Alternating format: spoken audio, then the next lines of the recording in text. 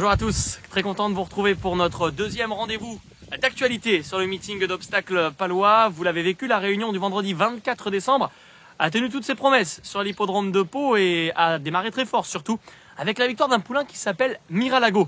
Dans la course d'ouverture, ce poulain qui ouvrait son palmarès pour l'entraînement de Daniel Amélé va incontestablement faire partie des meilleurs poulains sur le steeple de sa génération durant l'hiver. Et pourquoi pas peut-il viser le prix Antoine de Palamini, qui est la plus belle pour cette génération-là, la liste de race de fin de meeting. Il s'imposait sous la selle de James Révélé, qui une demi-heure plus tard gagnait encore avec une pouliche nommée Imba Bazan pour l'entraînement d'Isabelle Paco. Et James Révélé qui s'est offert un très joli cadeau au pied du sapin, puisque c'était là sa 100e victoire de la saison en France et en obstacle, un exploit qu'il n'avait encore jamais réalisé et surtout un objectif qu'il s'était fixé depuis le début du mois de décembre.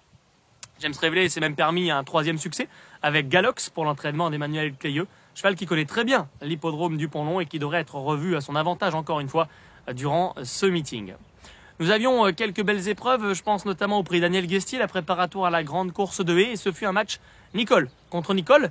Nous l'avions évoqué dans la vidéo précédente, Polysud était attendu pour se racheter, bien il l'a fait, il s'est classé deuxième, battu par son compagnon d'entraînement Gaborio, qui a offert un joli succès à son jeune partenaire Kenegan Daniel. François Nicole donc qui devrait dispatcher ses chevaux vers les belles courses en haie comme en steeple jusqu'au bout du meeting. Un cheval s'est également fait remarquer encore une fois, j'ai envie de dire, il s'appelle UPK2T pour l'entraînement d'Erwan Graal et c'est un cheval qui n'avait pas montré monts et merveilles depuis le début de sa carrière. Et bien en 2 tentatives durant ce meeting, il a gagné 2 fois, d'abord en haie puis en steeple.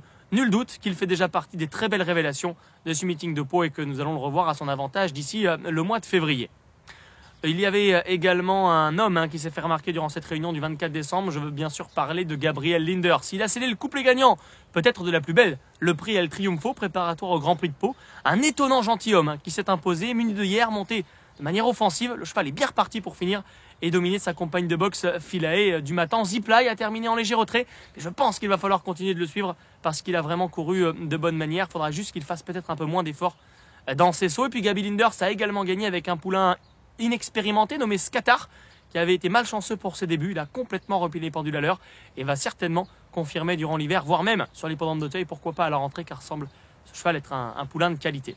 2 rendez-vous cette semaine pour la suite du meeting de Pau, ce mardi 28 décembre et le vendredi 31, bien sûr. Comptez sur moi pour revenir vers vous pour évoquer plus en détail ces belles journées qui nous attendent et notamment Uniqueta attendu sur le cross-country, c'est très important. C'est la star du meeting dernier, il a manqué sa rentrée. Uniqueta nous donne rendez-vous ce mardi, on en reparle très vite.